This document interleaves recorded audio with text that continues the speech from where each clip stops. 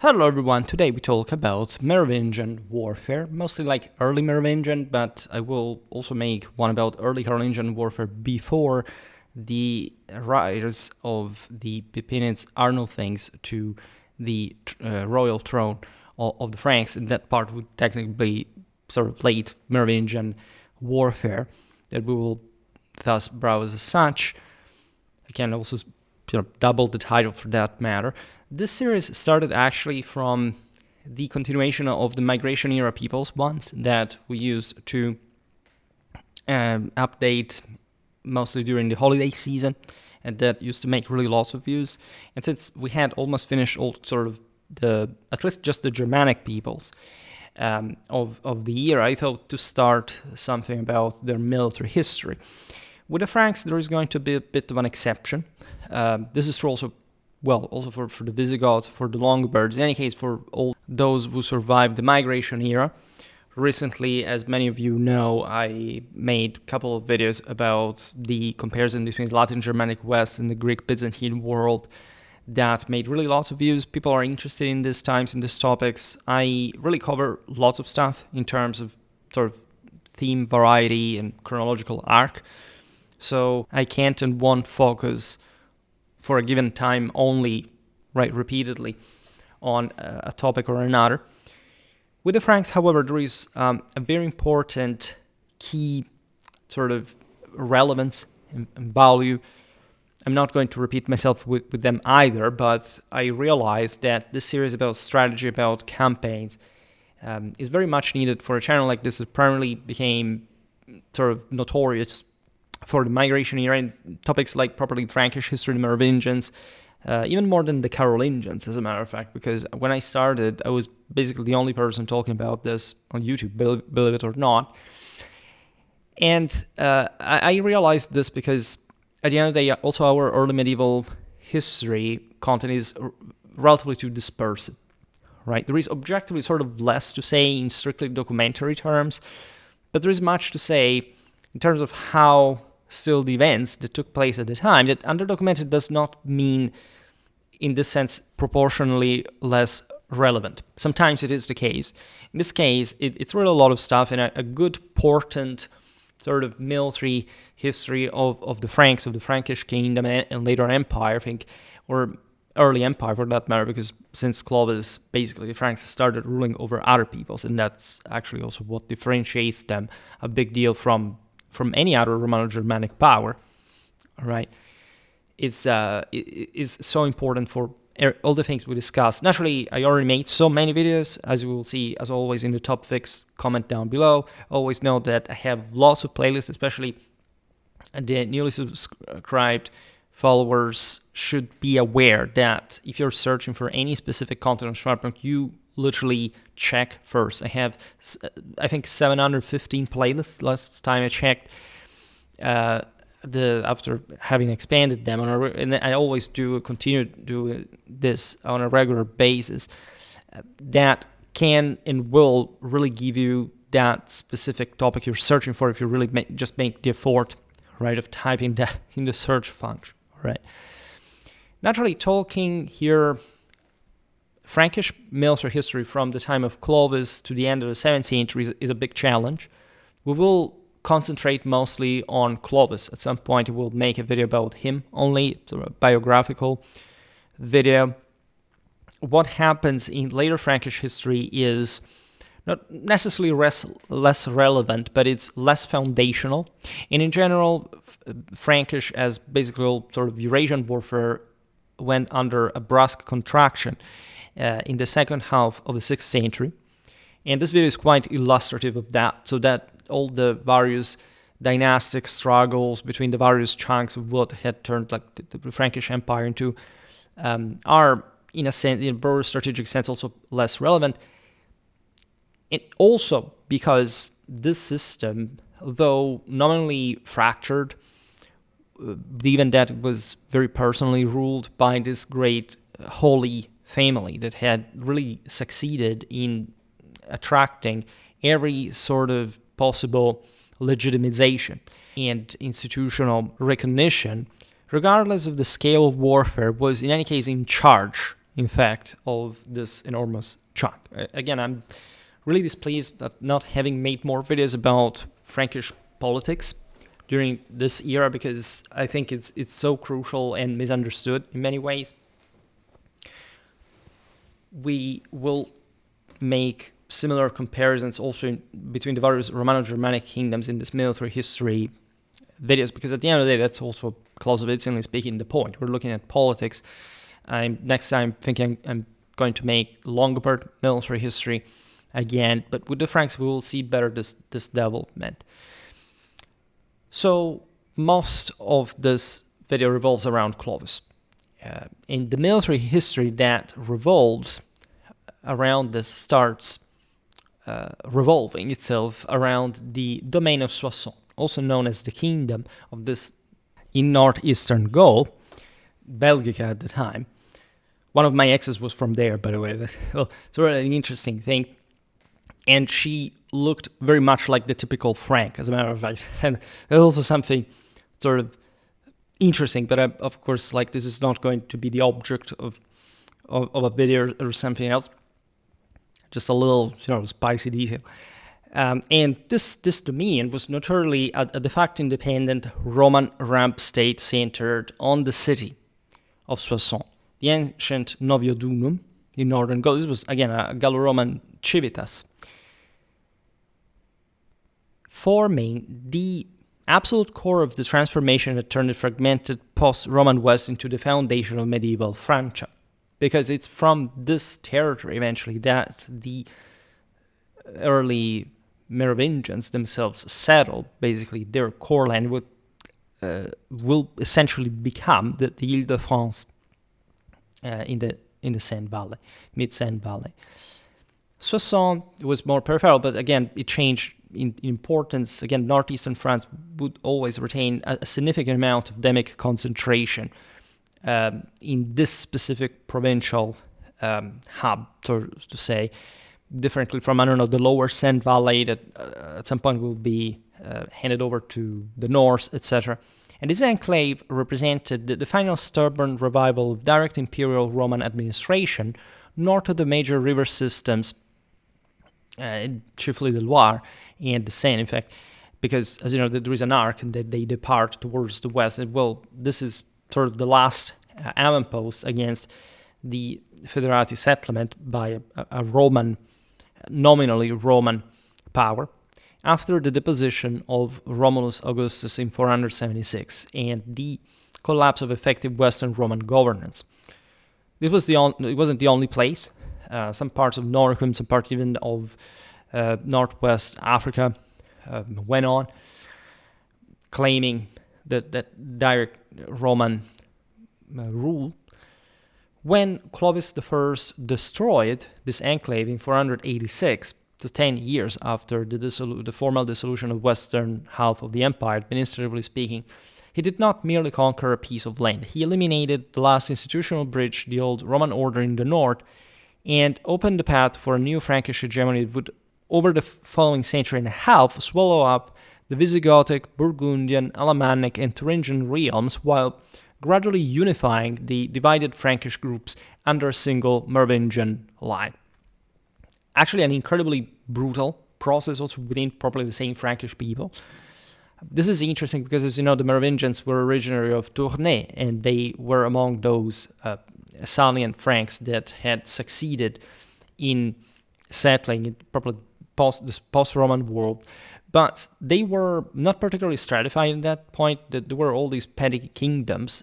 The Merovingians emerged, again, from Tournai, but another center could do the same, in seizing this core land and part of what will become the Ile-de-France will really leave a broader political and strategical mark in Gaul.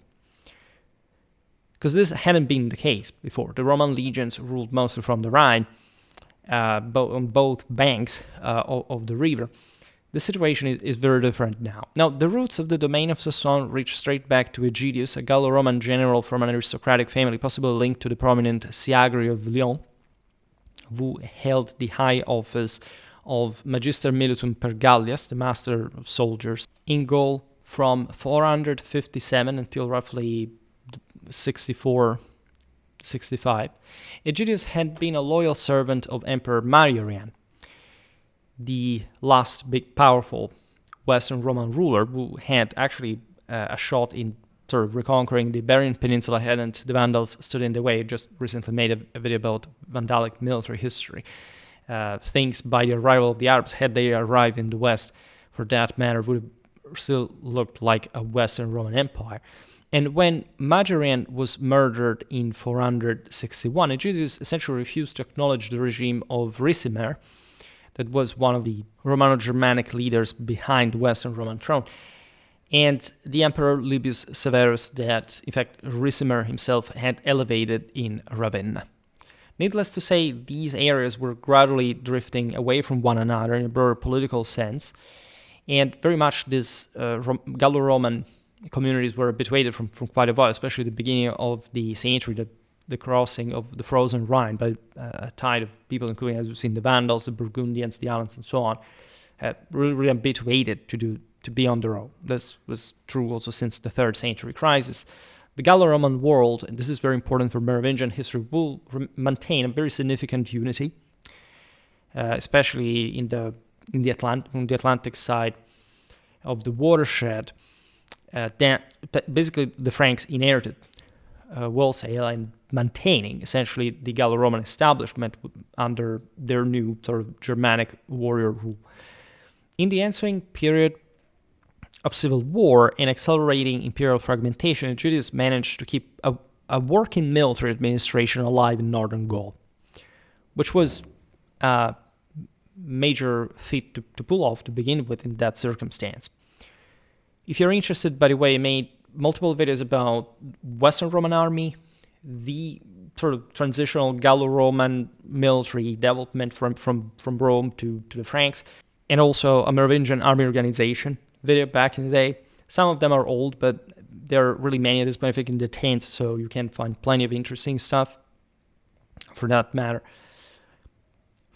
In order to succeed in this, Aegidius had relied on the cooperation of local Gallo-Roman aristocrats who still controlled city councils and fiscal structures, essentially what also the Franks will later, on urban militias drawn from the civitates, because Gaul was definitely a marvel of Romanization and deeply and soundly founded, structured around these major urban centers. I also recently made a video about the Celtic oppida that had represented like the proto-urban bedrock for this further Roman urban system.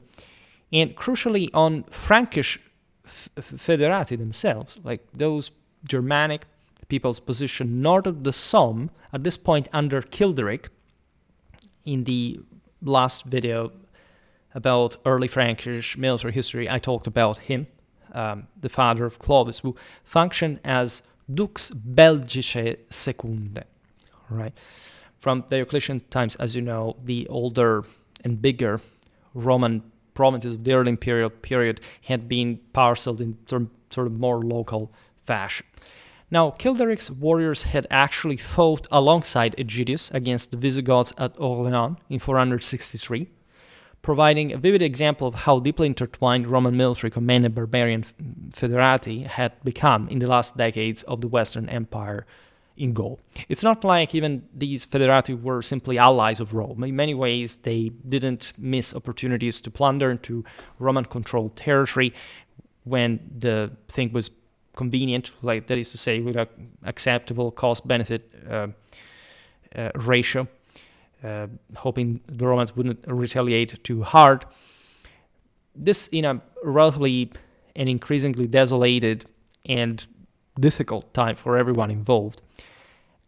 After Aegidius died, a military figure named Paul kept up operations in the region, likely still operating under at least nominal imperial authority, until he himself was killed around 470 at Angers, probably during fighting against Saxon raiders or other groups exploiting the power vacuum.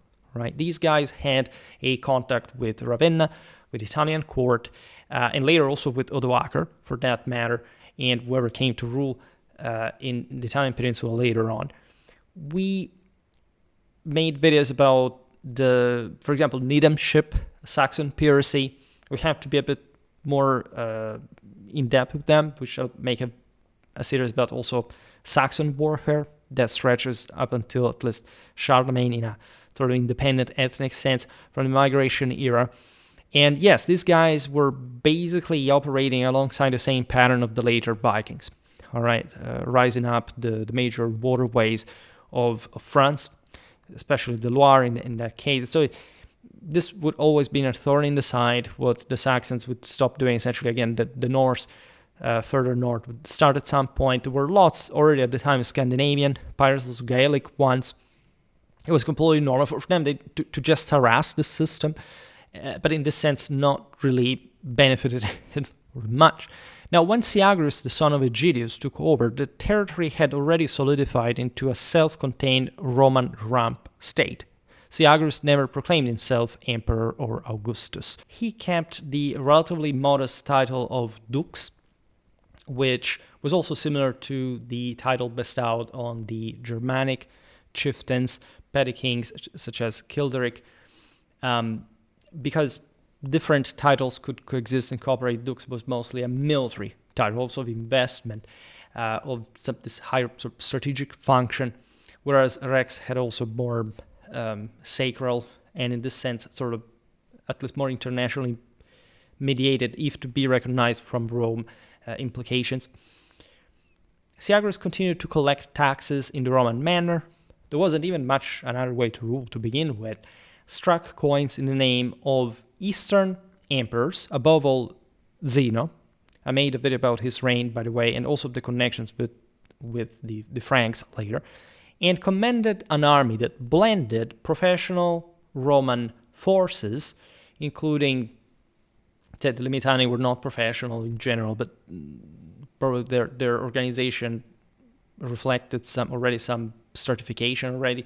The Bucellari, if anything, these were more typically the personal armed retainers of late Roman grandees, right? And think about the same Frankish Antrustiones. I mean, these figures continue, and these are the very, like, much those will become the mounted elite. Mostly Gallo-Roman levies, numerically raised from the cities and countryside, and Frankish elements as well, who had served Roman officers for decades. We described the tomb of Childeric, as it was found in the Age of the Sun King, as basically a beautiful blend of Romano-Germanic and even Hunnic symbolism. There's a lot of steppe in there, but there's also a lot of Romanity, right, in Latin. Childericus Rex, as a matter of fact, and there they were already starting to claim divine rule, like holy rule, right? That it's incredibly important for the Merovingians because their entire idea of power was based on that imperial Catholic, in fact, truly universal sense of takeover. And we discussed this a little bit in the video about early Frankish warfare. We'll come back on this because it's all about what basically the Merovingian, Carolingian, and all the other eventually French dynasties will be about, together with also a pretty solid idea of Roman governmental inheritance. In fact, in part, and this is because of the level of development of gold. So the same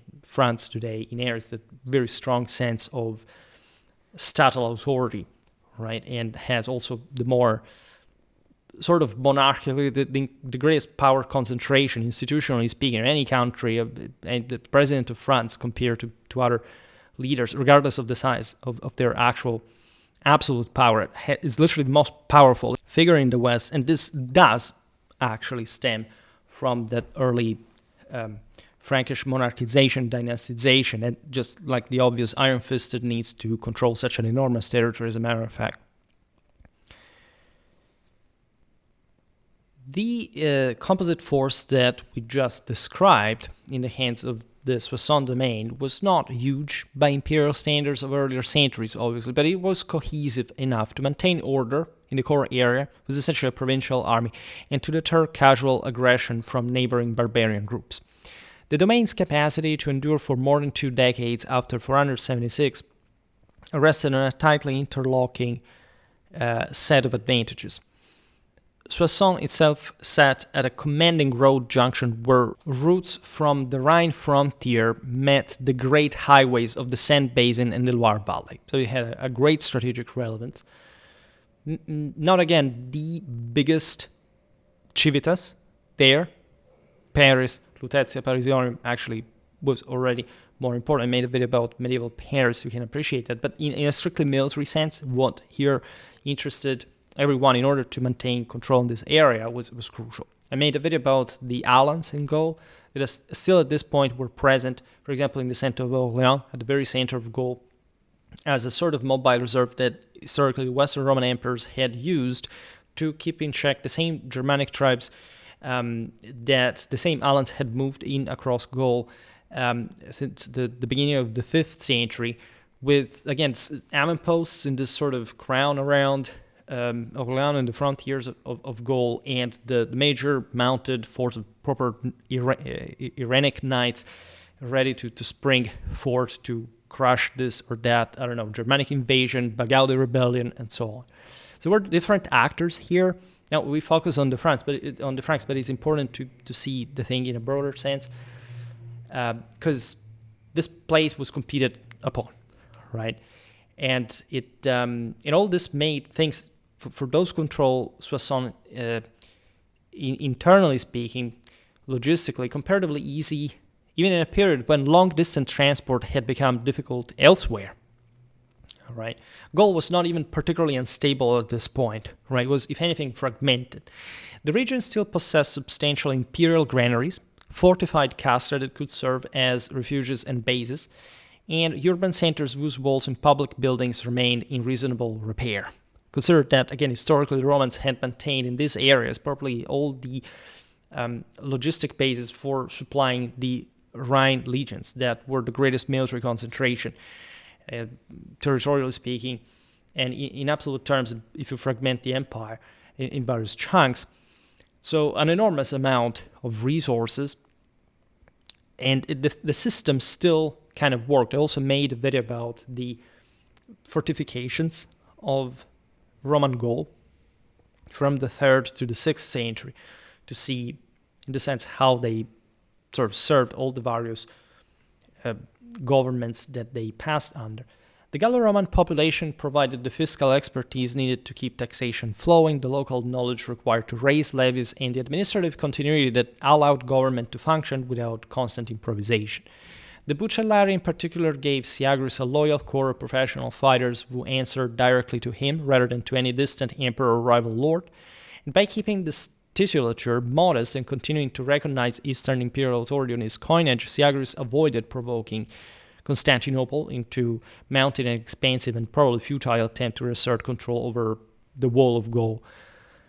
At the same time, the very centrality, relative wealth, and infrastructural integrity of the domain made it an extraordinarily attractive target for the Salian Franks, whose multiple small kingdoms lay just across the Rhine in areas where Roman influence had always been thinner and where political landscape remained far more fragmented.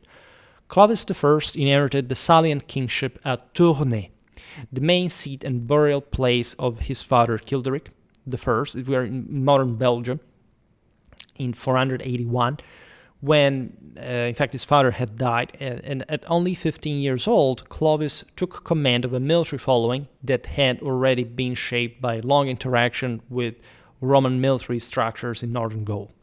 Right, the Franks were a warlike people, sort of with a very, in this sense, strongly tribal heritage.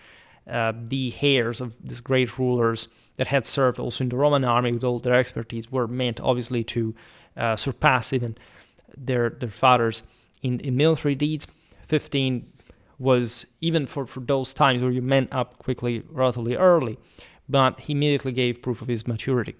Childeric had served, as we've seen, as Roman dux Belgicae Secundae, and had fought alongside Aegidius against the Visigoths, that were the major power in Gaul at this point, in the southwest, and whose frontier, in fact, lay just across the Loire. And so any Frankish movement, by the way, was eyed by these other federati as some potential threat. And if you know the story, indeed, things would prove like motivated.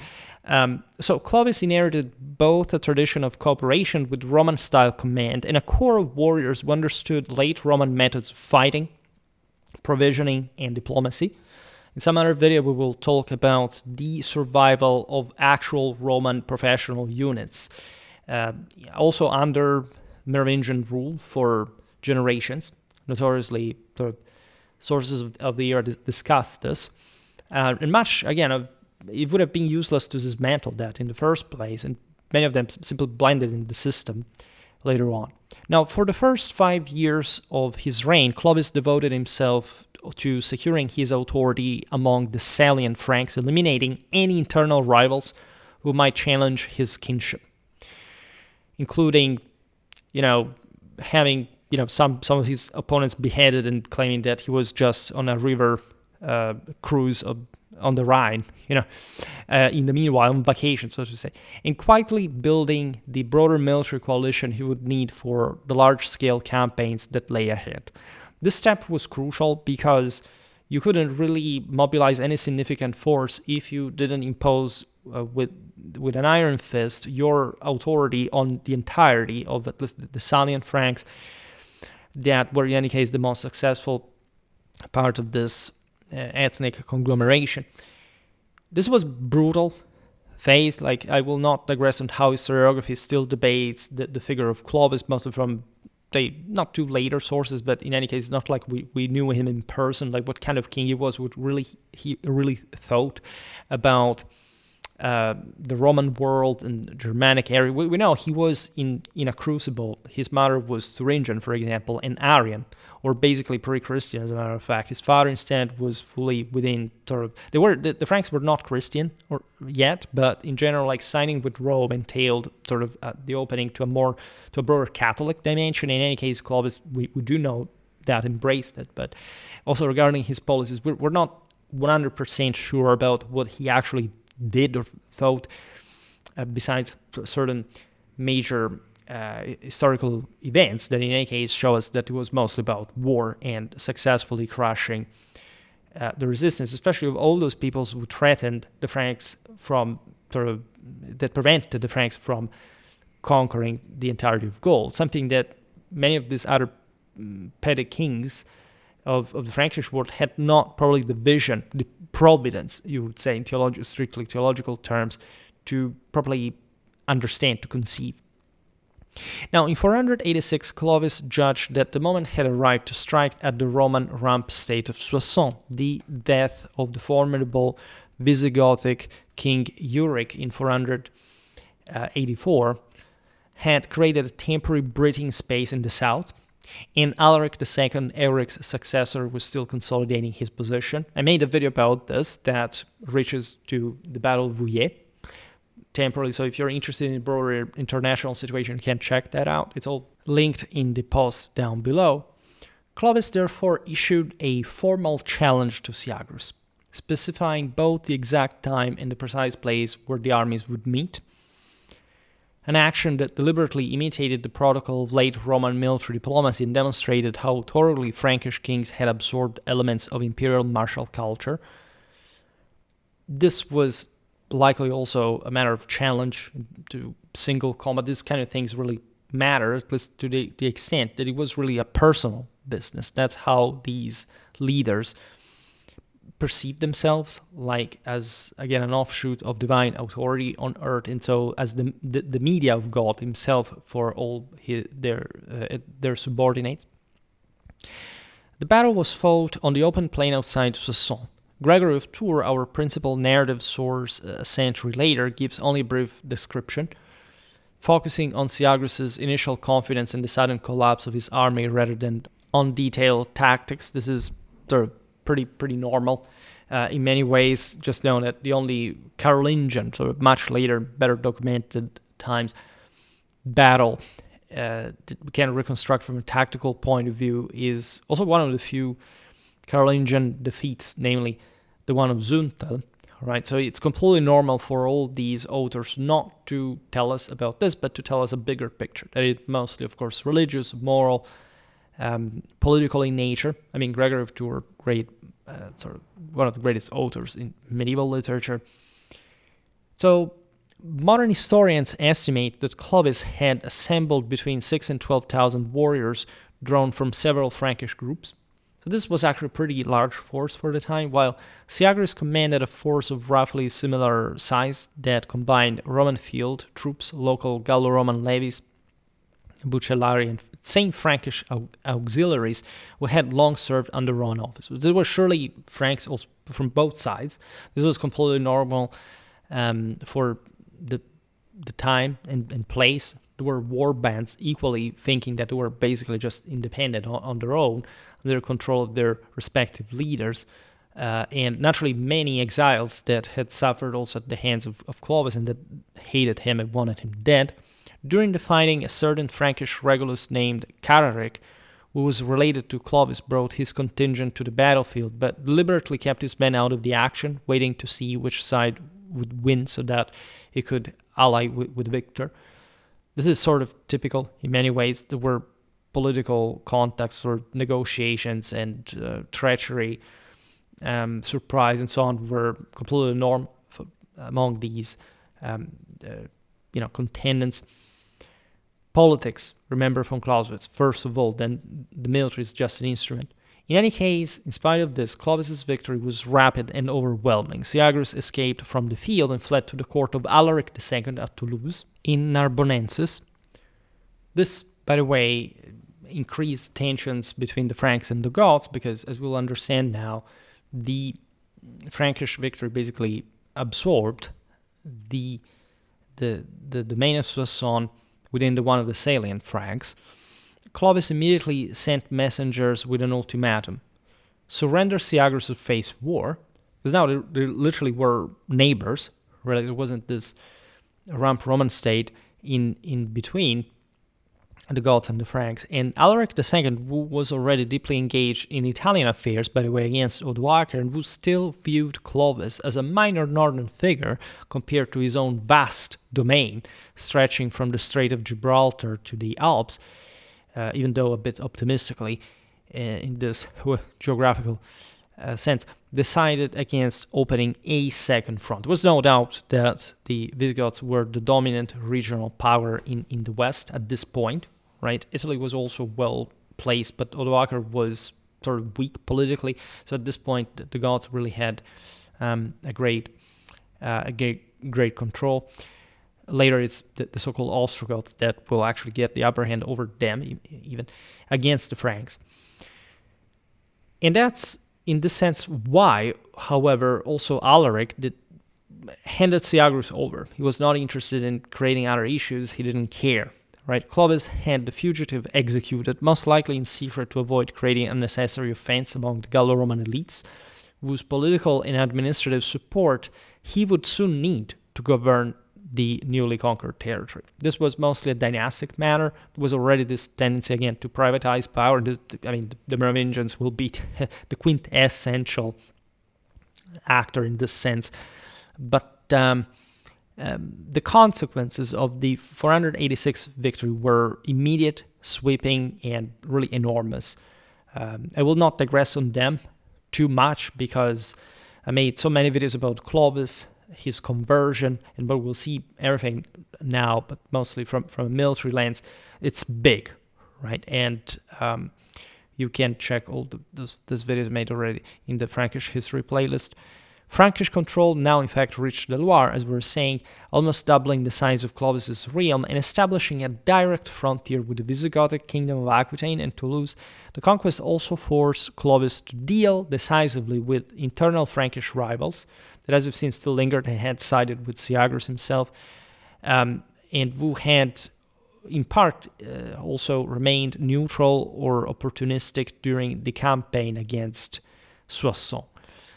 Cararic, the Regulus who had stood aside at the battle, was soon captured together with his sons. Clovis compelled them to accept tonsure and diaconal ordination, thereby destroying their royal legitimacy in Frankish eyes, where long hair was the outward and visible sign of the right of kingship. It was a sense of essentially divine nature, right, of physical superiority, etc., blinding, sort of recluding in monasteries, etc., will be this between the Franks, the Byzantines, the typical method to deal with usurpers. Here, mostly, there was an affront to the figure of Clovis that was already standing as sort of a rising divine might. And this display of power was definitely galvanizing the Frankish warriors, exciting their fantasies of conquest and more. When word reached Clovis that Cararic's family were still plotting to regain secular power, he ordered their execution. Similar purges followed against other reguli, including Ragnacar of Cambrai, whose retainers were bribed to betray him, and Sigebert of Cologne, whose son Cloderic was first persuaded to murder his father and then killed in turn by Clovis's agents. Right, the brutality, lack for any sort of kind of human mercy and consideration, this incredibly bloody way to deal with political opponents is quintessential to the entire Merovingian policy. Right, there also internecine wars between siblings, like breaking babies' heads on rocks, etc., just because they carried the blood, right, the holy blood of the rulers, and therefore dictated the various inheritance lines, etc., were completely normal for them. Like, they're probably a hallmark of Frankish rule. That was in turn, however, dramatically powerful. And so you appreciate this incredible brutality that we can't see in mostly in the rest of French history, and in all the hardships of maintaining this incredibly vast domain with a large amount of population, resources, etc. I don't know, the Longobards didn't have this. There was a completely different way to power, but also, in fact, less military force at some point. What Clovis really founded was immense, big. I talked about the Frankish hematophilia. There are some beautiful hymns that were chanting, in fact, Clovis's victories and so on, that insisted very much on the passion of Christ, bloodshed, because the Franks were literally excited by this. Consider that Gregory the Great from Rome complained that still the barely Christianized, but still Christianized Franks, the early 7th century, still carried out human sacrifice in the form mostly, think, prisoners, killing, and so on. This is the picture also of Clovis's eventual Christianization, and we will make more videos about this. I already made one again about the sacralization of the Merovingian monarchy, Venantius, Fortunatus, and so on. There are beautiful passages, not just about Clovis, but also about the entire Frankish establishment regarding the incredible brutality that we're habituated to exert. Now, these were all very surgically exact, like carefully targeted eliminations, removing the last competing lines within the Salian and Ripuarian confederations and concentrating supreme authority in Clovis's direct line. Right, he was literally beheading all the various kinglets that could basically stand in between, at this point, an imperial rule, at least a regional one, as we'll see now, mounting over other peoples, and following Clovis as a sole ruler. This is really shocking and intense. It was also carried out thanks to the Gallo-Roman support, because in the Frankish world, in the Germanic world at large, wasn't, especially in this part of sort of the West Germans that are among the least sort of socialist, politically stratified. It's not like they weren't violent, but didn't have the capacity to enforce much of this on one another. Right? It's Clovis's victory in Gaul that enables these doings. By 491, the former Roman domain lay completely under Clovis's control. In that same year, he conducted a campaign against a small group of Thuringi, most likely from the sources Thuringians, Clovis was half Thuringian himself, and situated at this point in eastern Gaul, near the Burgundian border. Naturally, they were a war band of some sort, so entering Gaul to plunder, this was also really typical. The Thuringians were in sort of central Germany, as you know, defeating them and incorporating their territory into his growing kingdom. If you're interested, I made a video about the Thuringi and their later development, the history of medieval Thuringia, etc. This operation, though modest in scale, was strategically vital because it secured the eastern flank and gave Clovis a free hand to address the larger threats that now loomed to the east, the Alamanni. I made a video about Alamannic military history just recently. And to the south, the Burgundians and Visigoths. Right? It was a way to affirm that basically northern Gaul now belonged to the Franks and that nobody could mess with them. The Alamannic campaign marked the next major phase. The Alamanni, a loose confederation of Germanic groups, had been pressing hard on the Ripuarian Franks under Clovis's ally Sigebert the Lame, whose main center lay around Cologne. Right, those places, by the way, the Carolingians will emerge from around Cologne. Right, at least Herstal. It's near, and eventually also from Metz, that's where the Arnold things stem from. But in general, these are places that are still relatively blurred into, like, at this point, Frankish, controlled just mostly by ethnic homogeneity, not much because a full sort of kingdom of the Franks had been established. Yet in fighting against these other peoples, that you see also received the help of some Frankish elements, was key for many reasons. What began, in fact, as border raids and looting expeditions gradually escalated into a full-scale invasion. And the decisive battle is traditionally placed at Tolbiac, Zülpich, in modern North Rhine-Westphalia, and dated to 496.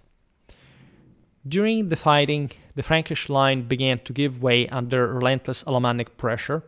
The Alamannic tactics were pretty tough. Essentially, they were some of the finest, strongest enemies of Rome, especially as infantry assaults were concerned. They were really steamrolling the hand. Actually, they were identical, to be frank. There isn't any way at this point to draw an actual distinction between their military styles. But, there were these heavy javelins that they launched, just like the Roman legionaries back in the day, against the enemy lines to soften them up, and then charging head-on in the typical Germanic fashion. The Franks had the angon, as a matter of fact, that was also ideally something like you could sort of throw, but there was a rope attached to it so you could pull it back.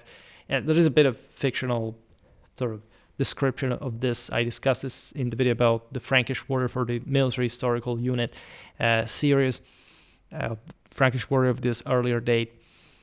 In any case, we can imagine the incredibly hard bloodiness of these clashes. They were all still mostly infantry based. I mean, cavalry was important to these people, but in general, the West Germans did not have the same proportions of cavalry compared to the Goths, for example, or even the Longobards in this early phase, which makes also all much more narratively dramatic for the sake of historians.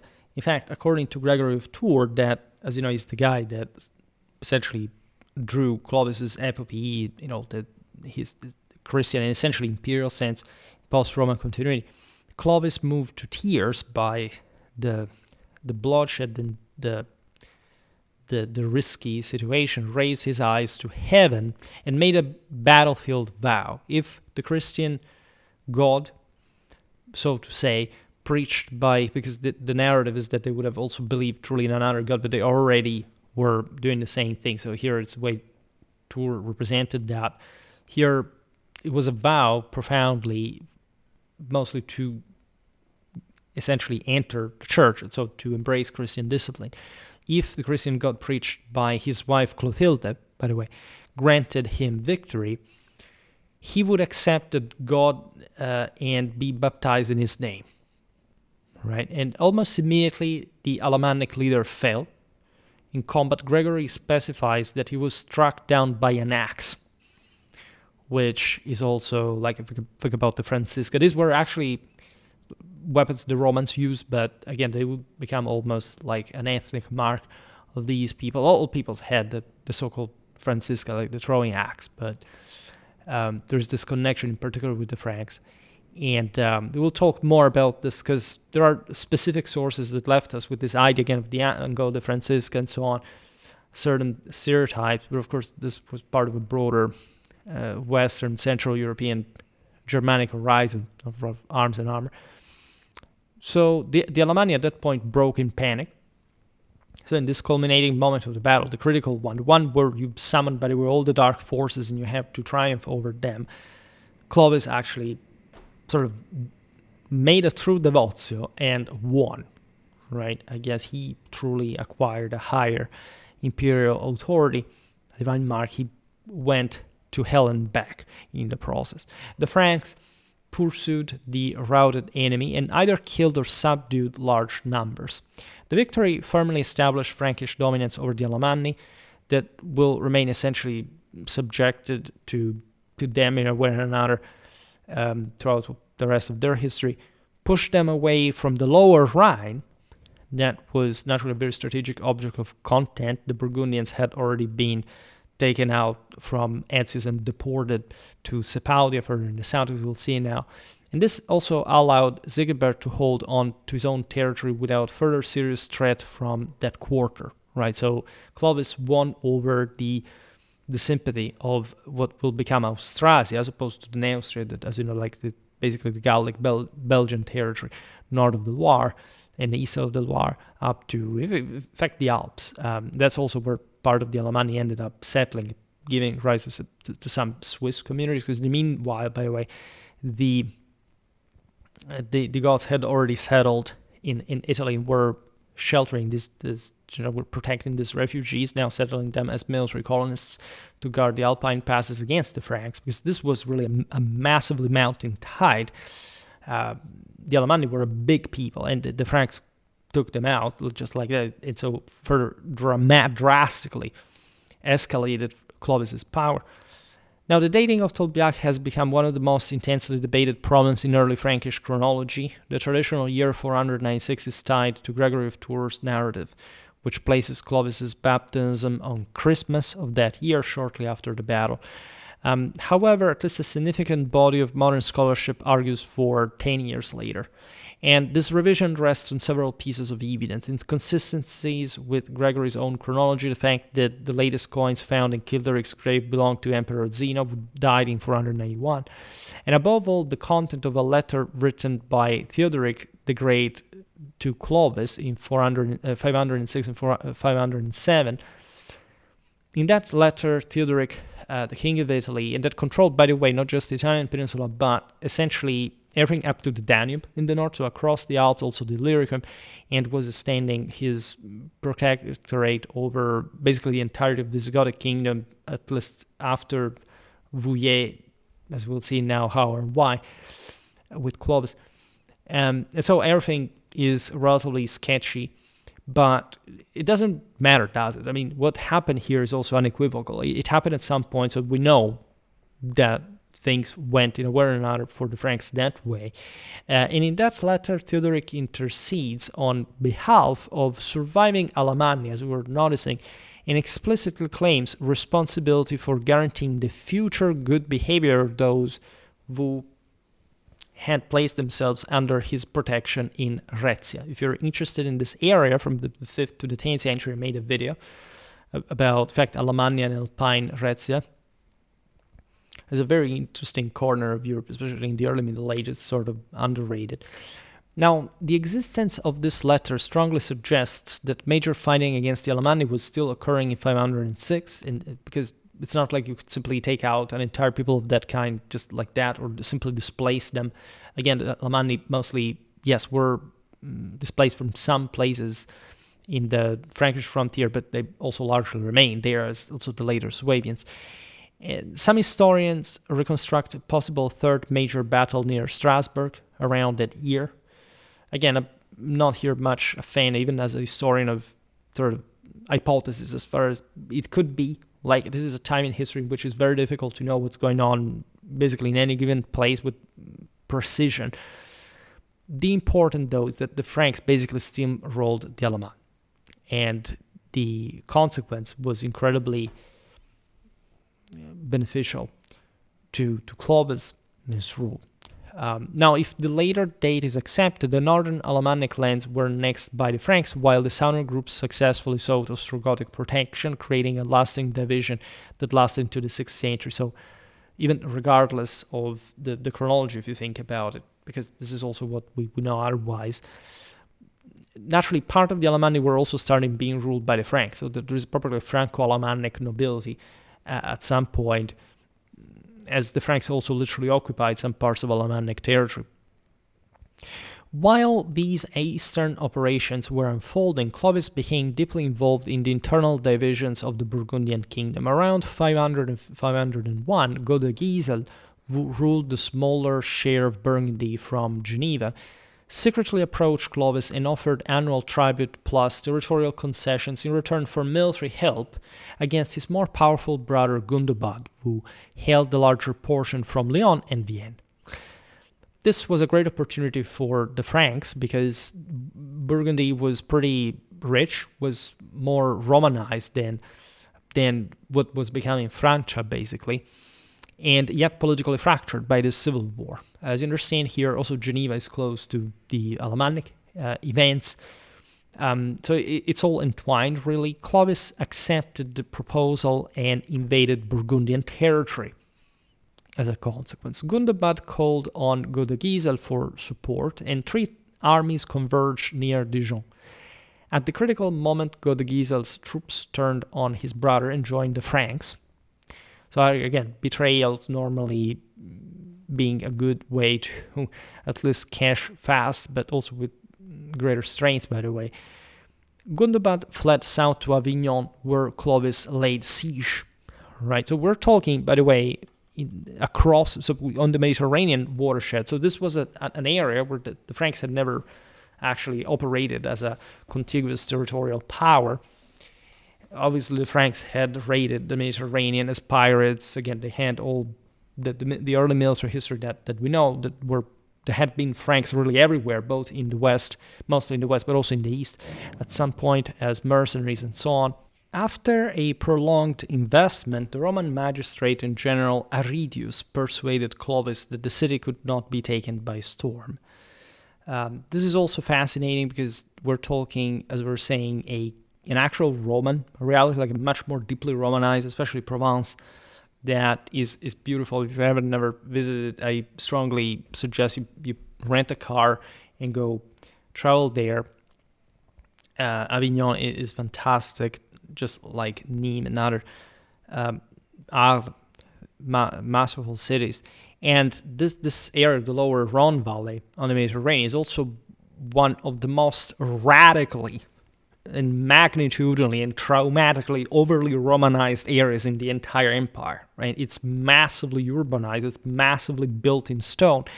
Even though, again, things are shrinking here, Clovis and his force that were admittedly operating very far from their supply lines, but were also well served by the same Rhone River, failed to storm this imposing city.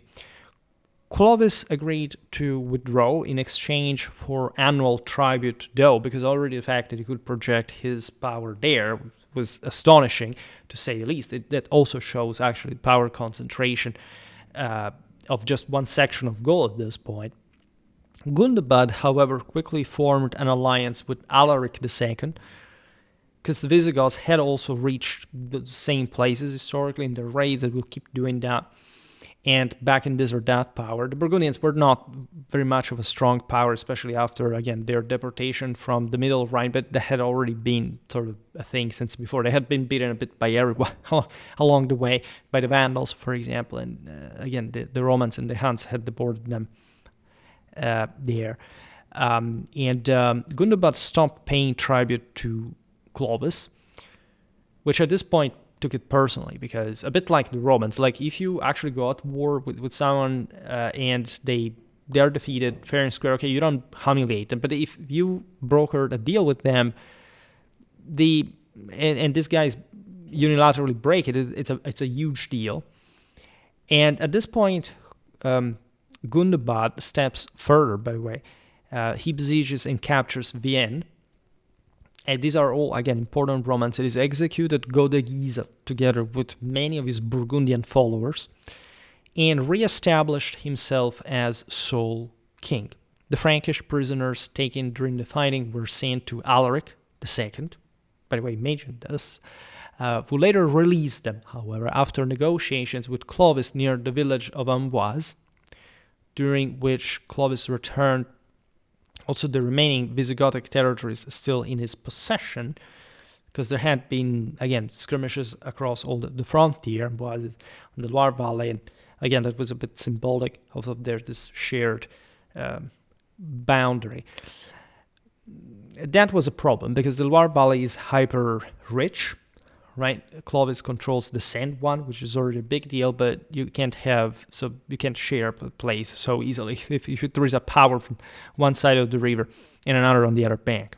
After Clovis's death, don't worry, we get to Vouillé in a while, but I have to point out this. Clovis died in 511, and at that point his four sons, Theodoric I, Clodomir, Childebert I, and Clothar I, took up the Burgundian wars on a much larger scale.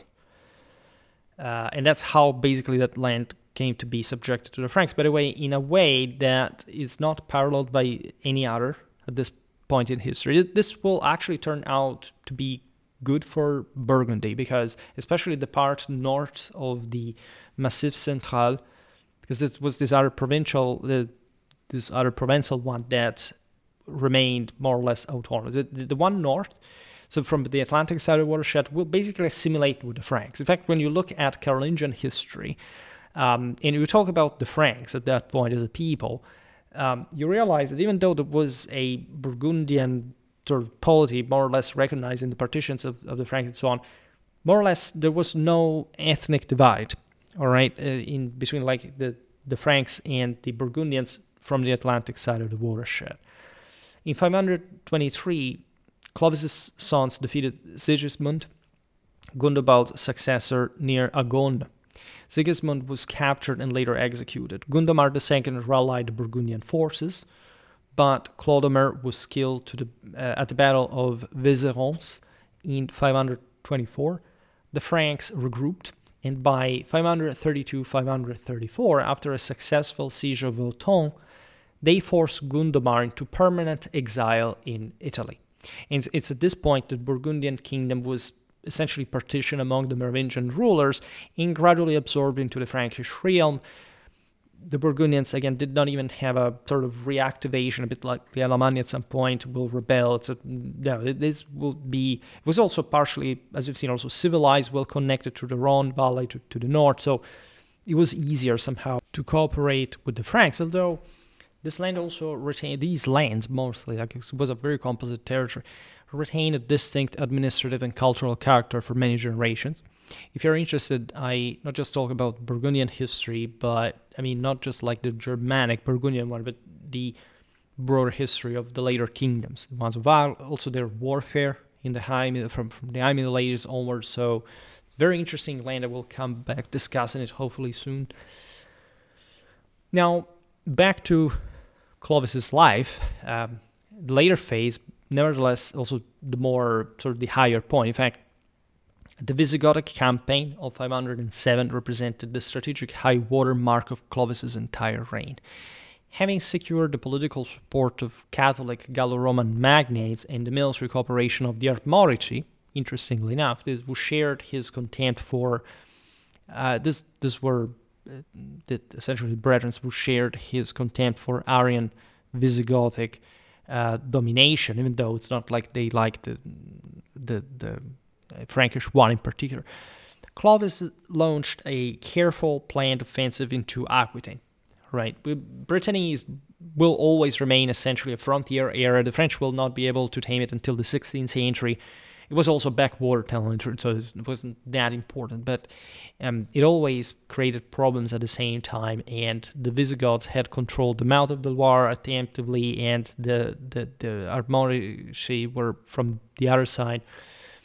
It was a very distant frontier, admittedly, for everyone involved. I mean, even for the Franks, because it was easier actually for the Franks to reach them along the Seine Loire, but for the Visigoths it was difficult to get so far north as well. And this entering into Aquitaine is also interesting because historically the Franks will always covet this land from their own, and at this point they will successfully subject it, but it will also reautonomize a bit during the clashes between sort of Clovis's successors until essentially Charles Martel led it, first of all being taken over by the Arabs and then defeating the Arabs and taking Aquitaine. That's also one of basically the political masterpiece, other than just a military one, at the Battle of Tours, Poitiers, 732. Nevertheless, Clovis issued strict orders forbidding his troops to pillage during his campaign, because the point was winning over the Aquitanians, right? Presenting the entire operation as a liberation of the local Catholic population rather than a mere conquest of foreign territory. I actually made a video about Visigothic kings and Catholic populations. The Visigoths remained Arian for a long time. That created useless political issues, but you also have to understand it from the perspective of the internal clashes between the various clans that were much more sort of Romanized and powerful, oligarchic, and therefore using these sort of different confessions just for pragmatism, not because that crisis would have not existed otherwise. Alaric II, fully aware of the danger and of the growing discontent among his own Catholic subjects, advanced north with his principal army, reinforced by Auvergnat militia, commanded by Apollinaris of Clermont. There were lots of, Roman rulers locally that also descended from illustrious families in this sense, from of senatorial origin, etc. Very Romanized areas. That the further south you went, the more Romanized, like the landscape really was in many ways. But surely the situation was complicated for Gothic control in the area, especially in the face of Frankish mounting power, and the decisive clash took place in the northern marches of Visigothic territory at Vouillé, near Poitiers. Clovis positioned his missile troops in the rear to provide covering fire while throwing the main body of his forces into close combat. There was a lot of cavalry warfare as well. Like at this point, the Franks had enough supplies to have a more robust mounted force. The Visigoths were famous for their mounted capacity. At least the Franks would keep celebrating them out of just a sort of international respect among the sort of Romano-Germanic powers. Even though up to the 8th century, when they, by that point, had actually a stronger cavalry than what remained, by the way, at that point of the Visigothic kingdom, or at least of the Visigothic people after the Islamic conquest. Now, despite Alaric's numerical superiority and better equipped troops, the Visigothic line began to waver after most of the Auvergnat commanders were killed. Naturally, when I make these statements about numbers, what tactics they used in the battle, again, we will look at sources at some point, but as I was saying before, also for Tolbiac or Soissons, it's not like we have actually like a precise and reliable information about how these battles were fought. We can't sort of imagine them on the basis of these people's warfare. There are some battles that can be reconstructed, or some interesting accounts, etc. We'll get more into the depths of Germanic tactics in history at this point in time. However, here the most important thing that I highlighted in many videos, because this is basically where the Franks stripped the Goths of Western European dominance at large, is the triumph properly of this major Atlantic civilization that Clovis managed to affirm, right, from which great part of Western power will regenerate in the following and emanate, revivify the rest of the continent in later times. In the ensuing melee, by the way, the Battle of Vouillé, Clovis personally killed Alaric II, and again, debatable. Gregory of Tours and later traditions emphasized the single combat. It was very important among these peoples, by the way. And so, however things went, it's not so implausible either. This caused the entire Visigothic army to collapse and flee. The Franks at this point seized the royal treasury at Toulouse. There is an incredibly interesting let's say, legend, at least, that we've seen also in part for the Vandals, regarding the sacks of Rome. These peoples had sacked Rome. Alaric in 410. And so it's said at that point that Clovis took away from Toulouse some treasures that had belonged to Rome, and they were essentially imperial insignia as well, right? It said that the Vandals took away the menorah from Rome. It was a Roman spoil of war from the Jewish wars back in the day during the Flavian era, and that when Belisarius conquered Africa, he found that in Carthage, and Justinian brought it back to Jerusalem. So you have all these incredible, and it is actually plausible, as a matter of fact. It's just essentially a group of legions telling us of this, but just imagine the symbolism, and at this point having de facto, from a Frankish perspective, the control of the entirety of Gaul and beyond. This is massive. This is escalatory in a magnitudinally international way, and everybody was freaking out in a sense. I mean, even from Constantinople to say, well, who can stop these now? There were the Goths in Italy and also in Spain, because as we'll see now, that's where they mostly shift their power, that checked the entire picture. In fact, the Byzantines and the Franks were already allied, but you can't read Justinian's reconquest even as an attempt at stemming Merovingian expansion. A bit like, just the Justinian plague, the so-called Dark Ages, will stop both contended's expansion, but what you see with Charlemagne later on during the Macedonian era is basically what Clovis had already presaged. And I made a video specifically on this aspect of what Clovis was founding and had already founded at this point was basically, and what Charlemagne was able to fully mature and take over as a great Western Roman Empire, right? The Romanity of this is very important. You see how Clovis cared about what the Romans of Aquitaine thought, right, towards the Goths, right? He skillfully exploited the Arian Catholic feud. He had all fully converted to Catholicism. He didn't get the Franks into this nonsensical sort of Arian issue that most Germans had sort of entered in, at least nonsensical from a theological point of view, and or at least expressing a view that was to lose anyway, but at least you can understand as a political expedient at different times. The Franks captured Bordeaux on the Garonne, on the Atlantic, and established, also Toulouse is from the Atlantic watershed, it's closer to Narbo, to Darmont, to the Mediterranean. And they established garrisons, in fact, in the key cities of this interesting territory, because it's complicated. And from this time onward, basically, the Franks have the upper hand.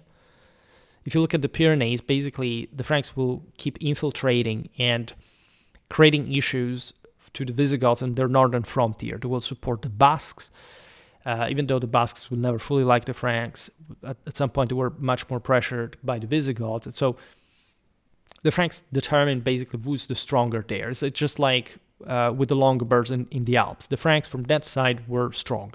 Or just like, the Longobards were stronger than the Bavarians on the northeastern side. You have this interesting settlement that, as you understand, in Gaul, with the Franks, gives a particularly solid and sort of obviously stable profile to this major regional theater.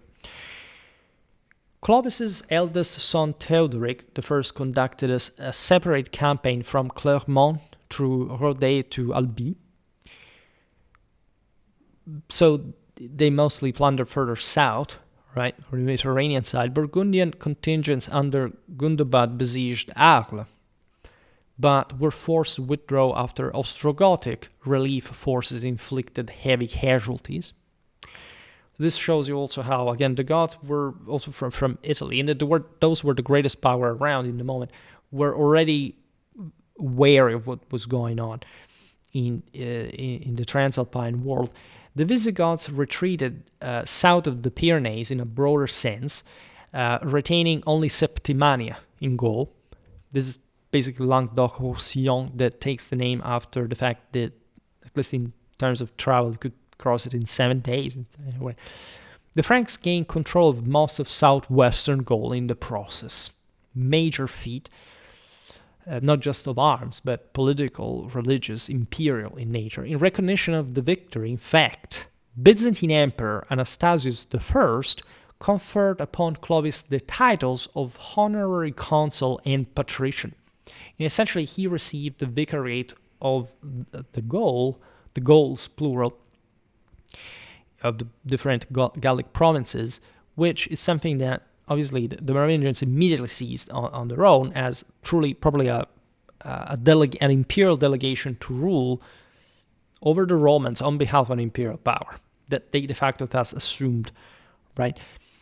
With the Visigothic power in Gaul broken, Clovis turned to the final internal consolidation of the Frankish realm, right? This was an incredibly fast expansion that required a great deal of internal stabilization. For example, he orchestrated the murder of Sigebert of Cologne by his own son Cloderic, whom contemporaries, in fact, derisively nicknamed the Parricide. So he secured more like the German part of the Frankish world, because in any case, Merovingian power at this point was settled in the Romance area. Then had Cloderic assassinated by his envoys, as we said before, everything was incredibly violent and quick. Clovis bribed the retainers of Ragnacar of Cambrai, who initially refused to let Clovis enter the city. But you can imagine this even in the relatively decadent reality of these times. Telling the truth, late antiquity was still alive, especially in Mediterranean. This area, things were sort of much more deteriorating. You understand here the political permeability. The retainers ultimately betrayed their lord Ragnacar, allowing Clovis to execute him and his brother Rickar. These carefully targeted killings eliminated the last independent petty kings within the Frankish Confederation. That was one of the loser, and in fact presenting with this more sort of autonomistic tendencies, telling the truth. There wasn't much of a glue other than what Clovis could gain in Roman Gaul as major power and fuel, thus leaving also Clovis as sole king over all the Franks at the moment of his death in 511. Right? This is an enormous thing. Again, I told you I will not digress in this video because I really talked for hours and hours about this. But it's impossible not to see the greatness in Clovis's foundation of de facto a Western Roman Empire that will be sanctioned less than 300 years later by the same Franks of Charlemagne. Right? There is something inherently in scale, like power, substituting itself to what had been the Western Roman Empire, and at this point managing to control essentially the most important, the bigger chunk, right, within the various regional basins and beyond. And we will see now, at least in part, how things regressed due to the general world regression at this point. This required also an enormous amount of resources. We've seen how even, Roman militias were mobilized to support logistically the Frankish cavalry. It was already a thing at this point. Like, it's not like you had to wait the Carolingian era or not make me hear those things like the introduction of syrup. Like, it was already like all very well set. Just in particular at this point, systemically as a Franco-Gallo-Roman product, and one of extremely fortunate consequence. Unfortunate was instead the Frankish habit to routinely split the Frankish kingdom at this point into equal parts, right, among the various sons. This was truly understood because Clovis had established a dynastic principle, right, of sacred blood, blessed by the spiritual authority and consecrated by the enemy's blood in arms. There is a sort of very strong sense of personal rule, but paradoxically, again, the system will not basically implode in itself. What is established as the later Carolingian Empire, as the Western Roman Empire, will always remain, together with the kingdoms that constituted it, always there, right? Will essentially survive and or will be subsumed within these kingdoms at the same time. The partition of the kingdom among Clovis's four sons, Theodoric I, we said before, with his, and there are these different centers, right? This parceling of the various parts of not just the Frankish kingdom, because remember, the Frankish kingdom is separated, say, from the Alamannic duchy, from Aquitaine, from Burgundy, etc. Theodoric rules properly from Neustria, with his capital at Reims. Clodomir has his capital at Orléans. The Alans in this process were also subsumed as essentially vassals to an extent. Orléans is this sort of southern quarter that reaches pretty far south, even though it's because all these cities are very close, as we'll see now, but they are like at the center of a bigger radius, of a sort of a flower that goes further out in the frontier. But the reason why these de facto this court sees, even though the Franks maintained a lot of itinerancy, and not just because, in fact, they routinely occupied each other's one among brothers, was due to their proximity, right? In an area that, again, all these cities were already important, right? They weren't dying, as people say, oh no, the cities disappeared in the west, or whatever we're talking about recently.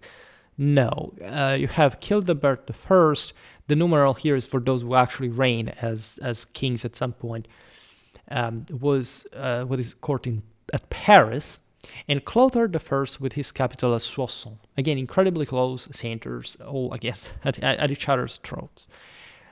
This essentially had to reintroduce the equal division principle that would characterize Merovingian succession for generations, also the Carolingian one for that matter. Essentially, all the great rulers, if you notice in their period, Dagobert, the same Charlemagne, Louis the Pious, were essentially the result of the death of all their brothers, or at least, had been the consequence of that.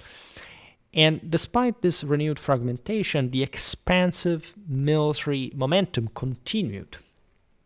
Right? We're not here to discuss all the evidential political, military events, because it would be really very, very complicated, but I will get into that. Just there is no time or way to do this in a single video, or even 2 or 3 for that matter. We now have to sort of conceive this in not in abstractive terms, but in a way that makes you focus on the broader Frankish power dynamic at the end of the day. Because again, political boundaries, especially at this time, are not really the meaning in itself. Clotaire I, the most persistent and ruthless of the brothers, gradually restored unity through survival, opportunism, and deliberate violence. He acquired the kingdom of Orléans after arranging the murder of Clodomir's young sons in 532. So again, his own nephews. This was also, again, completely normal. The Franks did it all the time, just to basically eradicate their brothers' offspring, so they could not inherit and things could revert in the leader's hands. Presenting, by the way, their grandmother Clotilde with the choice of tonsure or death, and proceeding with the execution when she refused to see them shorn of the royal hair. Right? These women are also something, really. And Merovingian queens and noble women, etc., were incredibly tough, as much as their male counterpart. Clotaire seized the kingdom of Metz as well after the childless death of his great nephew Theudebald. We are in 555, briefly marrying Theudebald's widow Valdrada before ecclesiastical pressure forced a divorce. He crushed the rebellion of his own son Cram, who had allied with Childebert I and taken control of much of central and southern Gaul, culminating in fact in Cram's capture, strangulation, and burning together with his wife and daughters in 560. These are the very warm and cute, father and son relations that you can appreciate in France in the second half of the 6th century.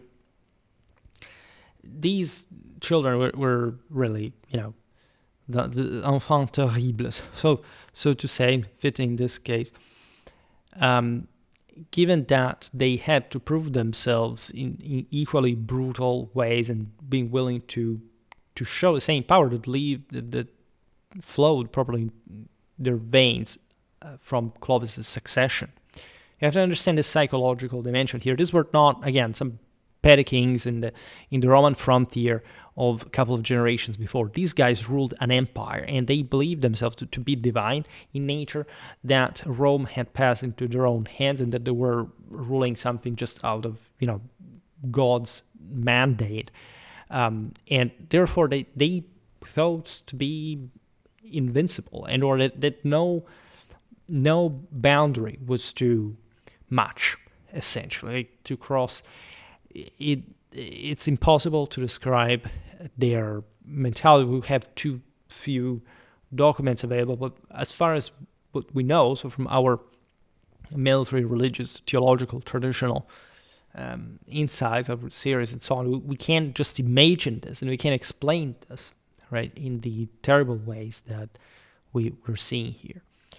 From one side, of course, like if you look at the Franks and you realize also how, for example, Gregory of Tours favorably talks in favor of Clovis in particular, that becomes a bit like the model here. Naturally, again, historiographically speaking, there are infinite debates regarding this narrative, this whole legend, right, the mythology of Clovis and so on. But there is no doubt that the Franks had brought to an unprecedented stability in Gaul. Right, they had probably united the entire, had subdued all the various peoples that had tried to basically seize power from one another and so on. They had established their power, their regime in full continuity with the Gallo-Roman elites. They married into them. They, again, tied with this episcopal senatorial inheritance legacy, injecting this sort of very bloody, bloodthirsty, warlike Germanic mentality, and the cocktail, the effervescent result, was one of the greatest in the history of mankind, right? So when you look at these clashes also later, you realize, as the Saint Gregory of Tours does, because he counterposes, as you know, Clovis's children and all their feuds to him, like as a negative model, right? They were doing bad, and of course these wars were engulfing the entire sort of, at least, political order. There are sort of many passages of sort of gratuitous violence, probably of a struggle of thought, of sort of anthropological models.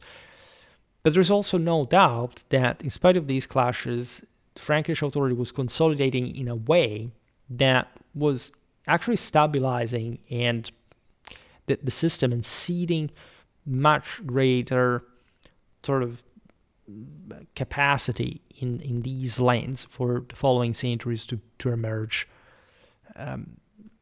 from as a country, and it's a struggle of culture as well. It's a struggle of the spirit, right? But these are also the generations in which Gaul basically maintains quite positive, civilized relations with also with Italy. There are actually some broader connection with, for example, the papacy. The broader, there is this alliance. We will not really see it today because there were actual expeditions into the Po Valley, right? When the Longobards came around, and this is after, by the way, the Ostrogoths that were in the Gothic axis. There was also stretching up to central Germany. All those Germans that had not converted to Christianity or to at least Catholicism feared Frankish expansionism, that at this point was gradually, in fact, sort of starting to colonize all those parts of Germany that the Romans had not historically directly controlled. There is for example, the establishment of Bavaria as a sort of Frankish creation in a political sense. There is this moment, for example, at the end of the Gothic War, in which some Frankish-led war bands, also from Burgundy, etc., invade Italy, and they arrive up to the Garigliano River, and they're defeated by Narses. Some Franks actually even controlled Milan by the time. We've seen in the video about medieval Milan during the decadence of the Ostrogoths. So we're talking sometimes even just individual adventurers, chieftains, people that were, however, now within a bigger game, right? They weren't the tribesmen come out of the forest. It was something really more advanced. And in fact, especially after the failed Frankish Byzantine attempt at knocking out the Longobards in northern Italy, and after the establishment, in fact, of a Longobard kingdom later, the decadence of the Byzantines and the general shrinking of the entire civilization at the time, you realize that actually the relations between the Franks, the Longobards, highly normalized. They become friends. They support each other also at court and military assistance and so on. And there is especially an enormous cooperation between Rome, Ravenna, Milan, and the Frankish church in this massive effort at, for example, the evangelization of the Anglo-Saxons. Made video about that's greatly the merit of the Merovingians in the process, that, for example, have the Anglo-Saxons as their client state, largely, especially the Saxons. There is, in the Jews, there is some of the Anglo-Saxon invasion of England of Britain at least, started from the Frankish kingdom. Some people don't know this in general, but there had been, as we've seen before, also with the Saxon pirates, some nests, some bases that were still controlled by some of these people. And I mean, we're in the second half of the 6th century. Who did control whom how, right? It was mostly a matter of major power adherents, like the core heartland, these large estates. This is incredibly crucial. Like the Roman latifundia had not been destroyed. It had been resized and whatever, but the Franks basically inherit them intact. This is a bit true also for the Visigoths, right? After the Gothic War, this is not the case for Italy. Before the Anglo-Saxon invasion, this is also not the case for Britain anymore. But in Gaul, right, there is a very powerful Gallo-Roman legacy living on that does nothing but strengthening the Franks, especially also in terms of international interconnections, validations, and so on. It's incredibly important, and we will have to see this better. Today we're talking about warfare in theory, but it's impossible not to mention these things. So we'll try to make a mini sort of macro military history, so to say, of the remainder of Merovingian history in the last 150 years up to the Battle of Tertry, that I also made a video on, not the battle, but that's one of the few, in fact, videos in which we talked about Merovingian warfare, Merovingian politics in depth in particular. So when Childebert I died in 558, Clotaire I reunited the entire kingdom under his sole rule, achieving the first complete reunification since the death of his father Clovis. Clotaire I's death in late 561 once again triggered partition among his 4 surviving sons. Every generation was the same old story. Caribert I, who ruled from Paris, Guntram, who controlled Orléans, and from there Burgundy, because that's basically the section we're looking at. Sigebert I, who controls Reims and Metz. I made, by the way, a video about medieval Reims if you're interested in the tradition of the anointing and the crowning of the holy rulers of France, as a matter of fact. And Chilperic I in Soissons, right? It remains. It does as a minor center, but still as a strategic stronghold amidst this quite fluid balance. In fact, the decades that followed were dominated by intense civil wars, most famously the long and bitter feud between Brunilda, the queen mother in Austrasia, so the eastern part of the now recognized Frankish kingdom as a whole, and Fredegund, queen in Neustria. This feud is incredibly famous. I'm surely going to make a video about this, understanding the broader political implication. And yet another page of massive bloodshed in Merovingian history, a conflict marked by repeated assassinations, invasions, betrayals, and constantly shifting alliances. Again, all an elite dynastic clash. By the way, what you realize by this point is that in Clovis's times, you could have Frankish armies fight, like the ones of Vouillé fighting in Burgundy and so on, of 30,000 men, so at the full sort of regional standard, like even with the score of Frankish retinues plus Gallo-Roman militias, even catapults or stuff, there was still to be found at that point, beginning of the 6th century. Roman units even, at the very early time, to the later 6th century, that because of the Justinian pandemic, all this exhaustion of the system after his massive conquest, the greater shrinking of Eurasian civilization and beyond, witnessed to essentially these clashes among the various Frankish rulers, say their siblings, as barely more than hunting parties. Admittedly, hunting parties were large, were not just like one guy going to hunt with a retainer or two. Like, hunting parties were actually some real way to get wealth in the process. We've recently seen it even in the video about German-Hungarian warfare, that there was a way to just supply troops to sort of get, also to plunder some places. Clothar II, the son of Chilperic I and Fredegund, ultimately emerged victorious. We are in 613. Just imagine what the West was at this point. This is some of the lowest was ever reached, the lowest of entire medieval civilization. It was just like the Dark Ages lasted very few at large.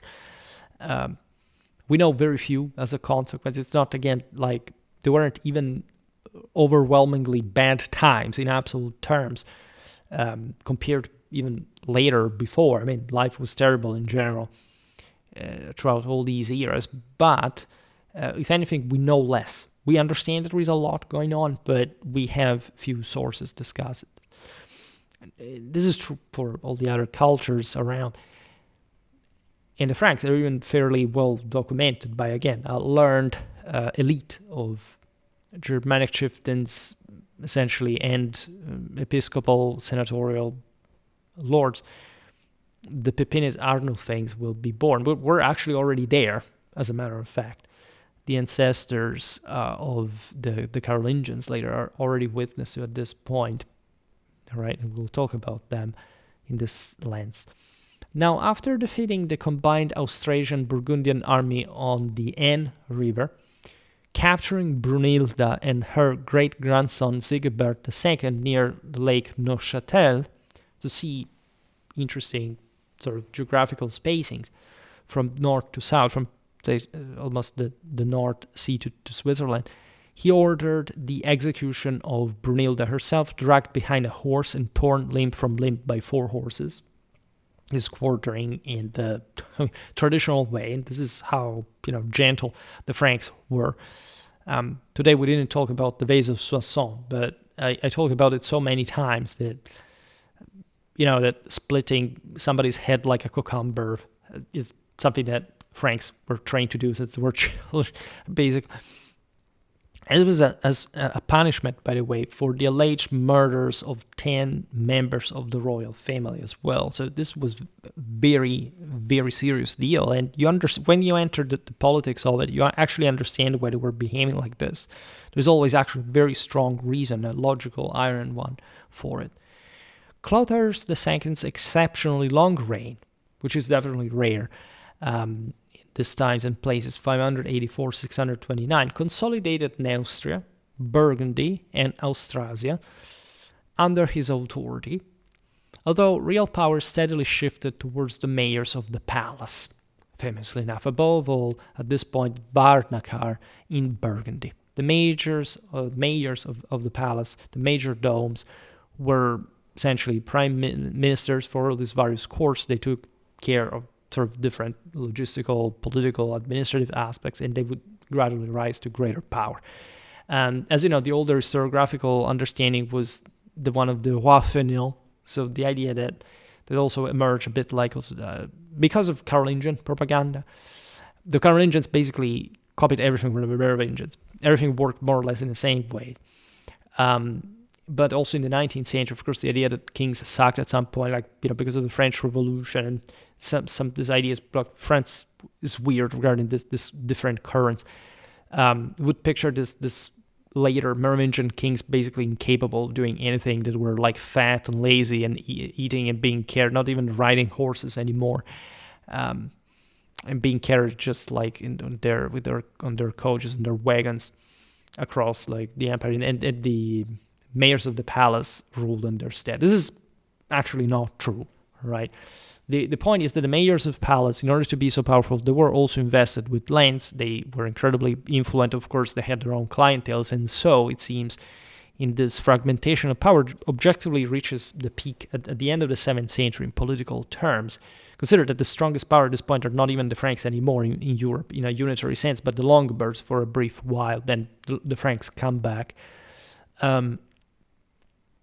Are, if anything, in fact, the ultimate decline. It did exist, right? It's not an invention, right? It's not a historiographical myth, but considering the following development, it's not like the Frankish world had even began to say what they were there for in the history of civilization. Dagobert I is, again, a very famous ruler as well, because he, a bit like Charles the Fat later on in Carolingian history, was yet one of those rulers, again, that remained unitarily there as all his siblings died. So he was the last guy of the Merovingian dynasty to control everything at once. He was the son of Clovis II, succeeded in 629, and exercising the last significant personal royal authority among the Merovingians. His reign was not bad. As a whole, it was also a moment of general stability and even outward expansion. For example, Dagobert waged war against the Wends under Samo in 631.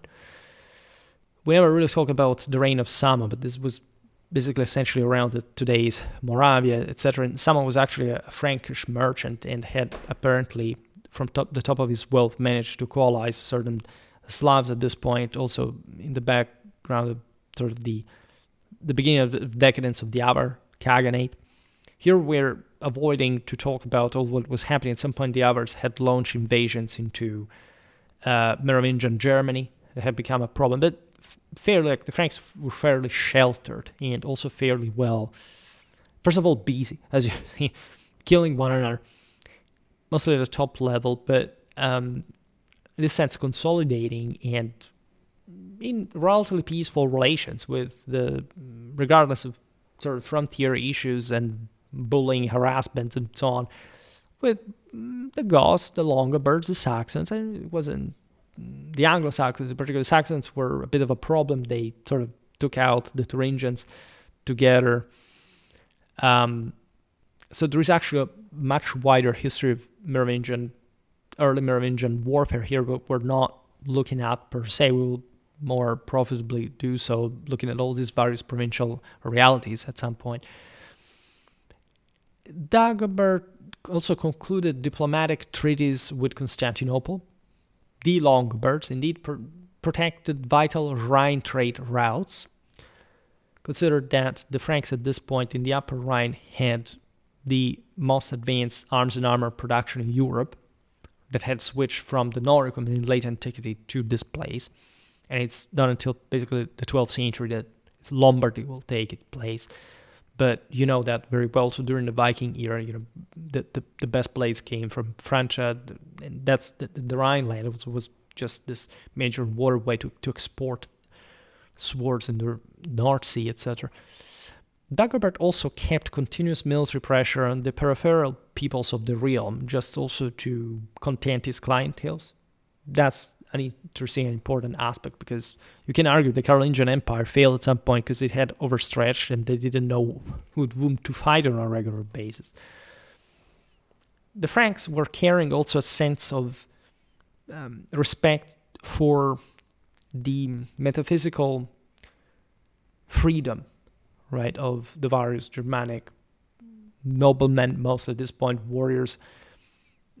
The older, there wasn't much of a bureaucratic, statalistic, late antique mentality, mostly inherited by the Byzantines. The Franks were reviving even the older archaic principle that the Romans had once embraced themselves, and that lived on, in fact, in Romano-Germanic tradition also beyond the Frankish world, of freedom in arms as an element of nobility. The fact that rulers were as such recognized by their subjects, not part of a fixed sclerotic categorical institution, like imposing, right, or simply themselves, but holding these people. There's also a very beautiful Roman code. We recently discussed this in our videos about the European legacy of Roman religion. Naturally, they also saw them. They were incredibly brutal, turning to an iron-fisted. So it's not like they didn't use violence, etc. But this was still understood within the fair play of the time. If you had enough power to contest royal power, you could rise and even be respected for it at some point. This is very well documented also among the Longobards. There are very interesting anecdotes about that. Those who were your greater enemies at some point could also be, and would preferably actually co-opted as some of the best warriors out there. Mostly what rigs the Merovingian world is this dynastic struggle, the idea that since the sacred blood was unique, right, the only way to legitimize rule, and fundamentally they split the realm at every generation, because there was not much of another, again, statal order to keep this together. If not in a personal sense, they would routinely fight against one another within the same family. This is, again, unknown. Like, there were, of course, familiar clashes pretty much everywhere, but so systematically impacting, like in the Merovingian kingdom, you don't find that, all right? But there are clienteles that are forming on the basis of the large estates, this increasingly mounted retinues that require, in fact, more and more land to function. That's also where, again, the Pipinids, Arnulfings will rise, right? And so lots of interesting things in this world. Then you have other kings here making the history of it. It's about them we only knew relatively few. Like, there's Clovis II, 639, 657, Clothar III, 657, 673, and Theodoric III, 673, 691, who all reign under the overshadowing influence of mayors at this point. That's the decadent phases, such as Ebroin in Neustria. That was the beating heart, probably, of the system in terms of clienteles, of ecclesiastical power, urban concentration. Like, this was really the beating heart. It was enormously powerful. It was, at this point, one of the most already expansively advanced parts in Europe. Even though it's the 7th century, nothing looks like particularly bright anywhere. But really, this greater Latin Germanic power is being heavily engineered. Also, you have increasingly, among the mayor of palaces, the Pipinids. The Pipinids Arnulfings, from Pepin of Herstal and Arnulf of Metz. These are Austrasians, right? The Carolingians emerge essentially from the area around Cologne, as we've seen also in the video about the Battle of Tertry. That is a bit of a turning point, at least historiographically was seen as such, because we're in 687, and this clash sees essentially Pepin of Herstal defeated the combined Neustro-Burgundian forces of Theodoric III and Mayor Berkar. Right? These, again, provincial or regional, even at this point, rivalries, well, basically 4 chunks, normally fighting against one another. And what is interesting about this battle is twofold. Some people say that this victory essentially established just permanent Austrasian hegemony, reducing the Neustrian monarchy to a largely ceremonial role. This is, however, not correct, right? The truth is rather the fact that this victory enabled Pepin of Herstal to rise to power, mostly from Austrasia, but essentially because Neustria delegated power to him and not to Austrasia. In fact, the center of Frankish power remained Neustria, and also later on with Charles Martel, things will go that direction. The greatest Frankish rulers, all Frankish emperors, ruled from Neustria. They didn't rule from somewhere else, right? And if anything, this battle, of course, like we've seen in that video about the aftermath of Tertry, how Pepin won over specific centers of Neustria against these other clienteles. It could simply not be dislodged, right, of these other rulers that had always very tormented stories, etc. But the Neustrian bloc, the bulk of power, could not be dislodged, could not be lorded over, right? It was that lording over the rest. And so, if anything, this victory elevates Pepin of Herstal over his rivals in this environment, that he starts controlling in a personal sense, but in this sense controlling Neustria from Neustria and also just but secondarily from Austrasia.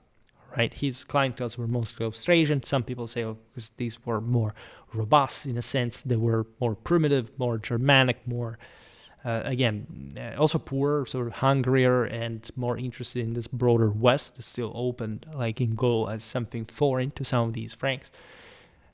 Because the Frankish kingdom developed quite longitudinally in space, right? These Austrasians were also, of course, connected, just like the Saint Pepinid Arno things, with other the neighboring provinces. They used to fight against the Saxons on a regular basis. That is also what tempered them, etc. The Battle of Tertry rather matters in the sense it opened the way for the Carolingian ascendancy that would dominate the 8th century. All right. Otherwise, again, the Neustria remained obviously always the center. It's rather, of course, it's figures that remain more fragmented, that are not able to affirm themselves over Pepin, but not because the basis of power is outside of there in the Frankish world. And so you see here with Tertry, we actually stop because we will start like in the next video, if anything, something more about early Carolingian warfare. The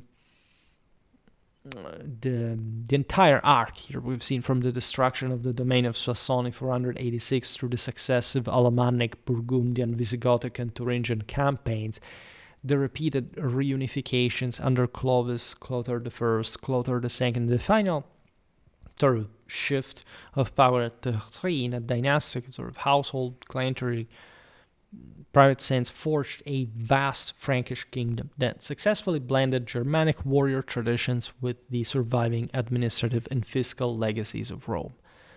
This military and political development created the territorial and institutional framework from which the medieval kingdoms of France, Germany, and the Low Countries would later emerge in a Transalpine sense, for not talking about the impact on the rest of Europe, while the gradual marginalization of Merovingian royal authority in favor of aristocratic mayors heralded the transition to a fundamentally new political order in Western Europe, not for the sort of more popularly believed reasons, but something much deeper, much bigger in a sense, and one that would reach its culmination, in fact, in the Carolingian revival of imperial ideals in practice under Charlemagne, right?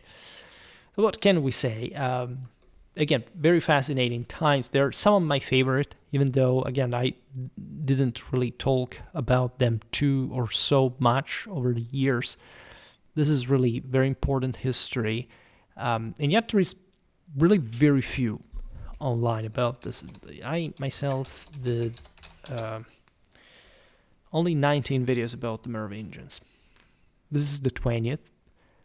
And some are also fairly old, so also older re-uploads, and some of them are relatively tangential, like the one of Montjoie Saint-Denis, the Gallo-Roman military legacy in Merovingian.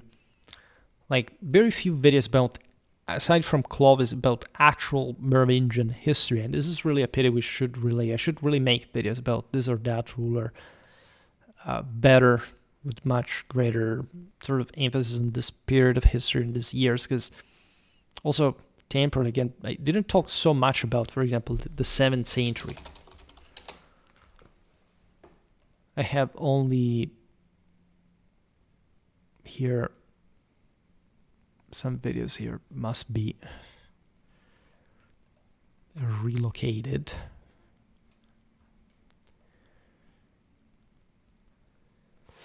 And yeah, there is a sense of greater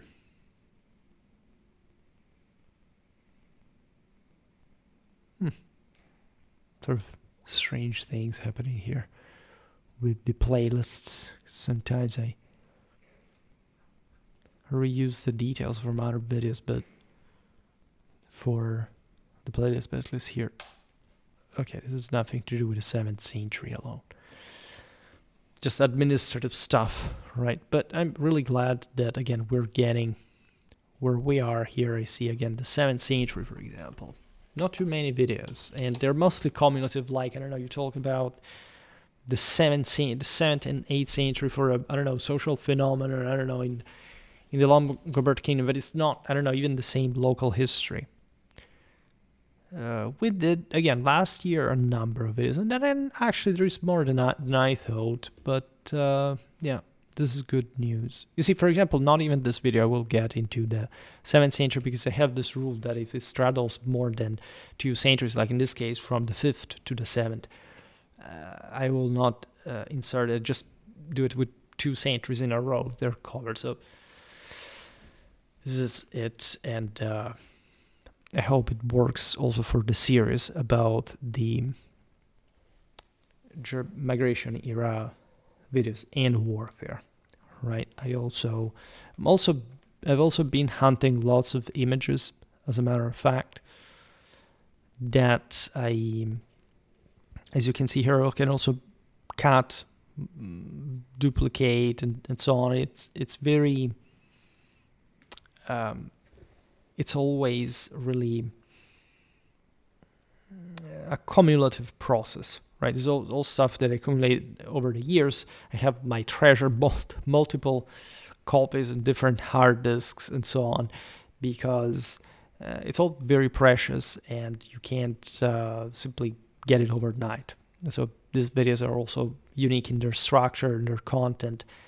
It's really stuff that people really should and will like, the way it's done, also through such filtering. For today, however, I stop it here. Just hope that you enjoyed this video. If you did, please share it. Otherwise, leave a like or subscribe to my channel if you're interested in my upcoming content. As always, I thank you heartily for listening to me. I wish you a nice time and see you next time. Bye.